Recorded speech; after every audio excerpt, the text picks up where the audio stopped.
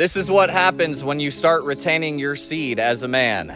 You're gonna start to go to the gym and the women are gonna look at you a little bit different because you have so much light coming out from your body and your eyes. And the way that you're walking now is way different than the way that other people walk. You walk with authority. People can see that from a mile away. They can probably smell it. They don't even see you. And then they're like, when we start to retain our seed, when we stop spilling our seed, when we wake up to the sinful life that we live in, that we've been taught, that we have frolicked in for so long, that everybody gets stuck in. We start to leave those old chains behind. We start to see that there is so much freedom in walking in righteousness or walking and not spilling our seed. Women notice that, and it's almost like one of the blessings that you're given is not having to worry about anything and just walking in a straight line and taking it breath by breath. The reason why people are overthinking, I believe, is because of the shame that comes from spilling our seed. It's probably the most shameful thing that anybody could really do, alone or by theirself at least. It will haunt most men even to their old age. And the worst thing is if that habit returns when they're in their old age.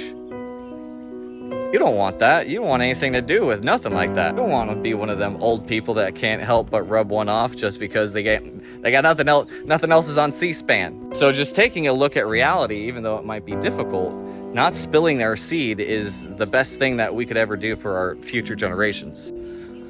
Remember, it's the story of redemption of the seed. How are you going to redeem your seed if you're always spilling it? And I'm telling you that y'all's status, it shoots through the roof after a couple years of retaining your seed. I don't believe that any man truly goes or makes it a couple years because you're going to be hit with those dreams. And there is such a thing as a healthy and a natural release, but you never want to pursue it on your own knowledge or understanding, Bobby. Never think that, oh, well, this is going to do this, and so I'll get this outcome. What does the Bible say about spilling seed? You spill your seed, you're going to be unclean anywhere from 1 day to 7 days. The only way to make yourself clean is to go into living, running water. Truly, it works very well. And you're still dirty, at least until the evening time. So when we understand the consequences of sin, and if we're spilling our seed into anything else other than our wives, all is vanity. The only thing that's not vain is actually making babies. Those babies can go ahead and be taught correctly, and they can multiply your seed, your physical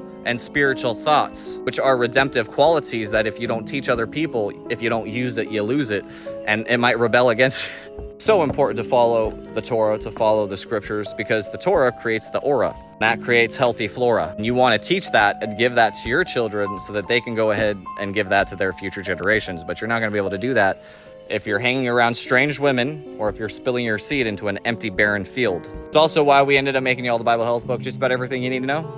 It's in there.